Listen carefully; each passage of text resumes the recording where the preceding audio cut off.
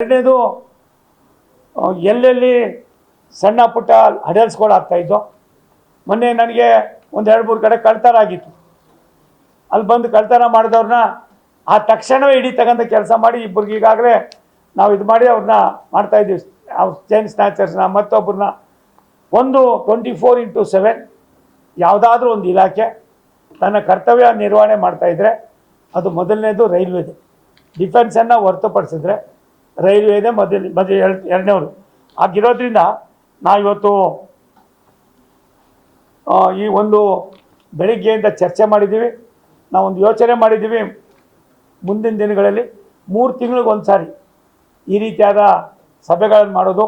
ಬೇರೆ ಬೇರೆ ಅಧಿಕಾರಿಗಳಿಂದ, ರಾಜ್ಯ ಸರ್ಕಾರದಿಂದ, ಬೇರೆ ಬೇರೆ ಸ್ವಾಯತ್ತ ಸಂಸ್ಥೆಗಳಿಂದ, BDAಯಿಂದ, BWSSಬಿಂದ, ಪೊಲೀಸ್ ಇಲಾಖೆಯಿಂದ ಎಲ್ಲೆಲ್ಲಿ ನಮ್ಗೆ ಅಡಲ್ಸ್ ಆಗ್ತದೋ ಇವ್ರನ್ನೆಲ್ಲರೂ ಕೂಡ ಒಂದೇ ಅಂಬ್ರೆಲಾ ಕೆಳಗಡೆ ತರ್ತಕ್ಕಂಥದ್ದಕ್ಕೆ ತುಂಬ ಚೆನ್ನಾಗಿ ಇವತ್ತು ಎಲ್ಲ ಅಧಿಕಾರಿಗಳು ತುಂಬ ಚೆನ್ನಾಗಿ ಸಹಕಾರ ಮಾಡಿದ್ದಾರೆ. ಆದ್ದರಿಂದ ನಾವು ಎಲ್ಲಿಂದ ಎಲ್ಗಪ್ಪ ಇದು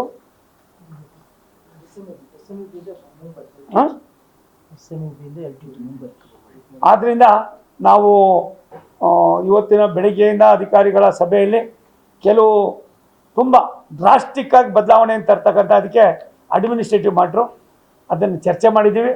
ನಾನು ಕನ್ವಿನ್ಸ್ ಆಗಿದ್ದೀನಿ. ನಾನು ನಮ್ಮ ಮೇಲ್ಪಟ್ಟದ ಅಧಿಕಾರಿಗಳನ್ನ, ನಮ್ಮ ಮಂತ್ರಿಗಳ ಹತ್ರ ಮಾತಾಡಿ ಅದನ್ನು ಕೂಡ ಕಾರ್ಯರೂಪಕ್ಕೆ ತರ್ತಕ್ಕಂಥ ಕೆಲಸವನ್ನು ಮಾಡ್ತಾಯಿದ್ದೀವಿ. ಇದಲ್ಲದೆ ಕರ್ನಾಟಕ ರಾಜ್ಯದಲ್ಲಿ ಸುಮಾರು 50,000ಕ್ಕೂ ಮೇಲ್ಪಟ್ಟು ಯೋಜನೆಗಳು ನಡೀತಾ ಇದೆ. ROB RUBಗಳು 707 ಕಂಪ್ಲೀಟ್ ಮಾಡಿದ್ದೀವಿ. ಸುಮಾರು 200ಕ್ಕೂ ಮೇಲ್ಪಟ್ಟು ಈಗಾಗಲೇ ಕೆಲಸ ಕಾರ್ಯಗಳು ನಡೀತಾ ಇರ್ತಕ್ಕಂಥದ್ದಿದೆ. ಅದಲ್ಲದೆ ರಾಯದುರ್ಗ, ತುಮಕೂರು, ದಾವಣಗೆರೆ ಬೇರೆ ಬೇರೆ ಭಾಗದಲ್ಲಿ ಏನು ಹಳೆ ಲೈನ್ಗಳಿದ್ದೋ ಎಲ್ಲವನ್ನು ಕೂಡ ಮಾಡ್ತಾಯಿದ್ದೀವಿ. ಮತ್ತು 4 ಲೈನಲ್ಲಿ ನಾವು ನನಗನ್ನಿಸ್ತದೆ ತುಮಕೂರು-ಬೆಂಗಳೂರು ತುಮಕೂರು-ಬೆಂಗಳೂರು 4 ಲೈನ್ನ ಅಪ್ರೂವ್ ಇದ್ದಾರೆ. ತುಮಕೂರು-ಬೆಂಗಳೂರಿಗೆ 4 ಲೈನ್ ಉದರ್ ಡೆಲ್ಲಿಗೂ ಬೇಕಿದೆ ಸರ್. ಅದನ್ನು ದೆಹಲಿಗೆ ನಾನು ಕೂಡ ಅದ್ರ ಭಾರಿ ಒತ್ತಡ ಮಾಡಿದ್ದೀನಿ. ಯಾಕೆ ಅಂದರೆ ತುಮಕೂರು-ಬೆಂಗಳೂರಿಗೆ ಭಾರಿ ಹತ್ತಿರದಲ್ಲಿ ಇರ್ತಕ್ಕಂಥದ್ದು. ಅದನ್ನು ನಾವು ಎಷ್ಟು ಮಟ್ಟಿಗೆ ಆದ್ಯತೆ ಕೊಡಬೇಕೋ ಕೊಡತಕ್ಕಂಥದ್ರಲ್ಲಿ ನಾವು ತಗೊಂಡು 4 ಲೈನ್ ಮಾಡ್ತಾಯಿದ್ದೀವಿ. 2 ಲೈನ್ ಇದೆ ಸಾಹೇಬ್ರೆ, ಅದನ್ನು 4 ಲೈನ್ ಮಾಡ್ತಾಯಿದ್ದೀವಿ.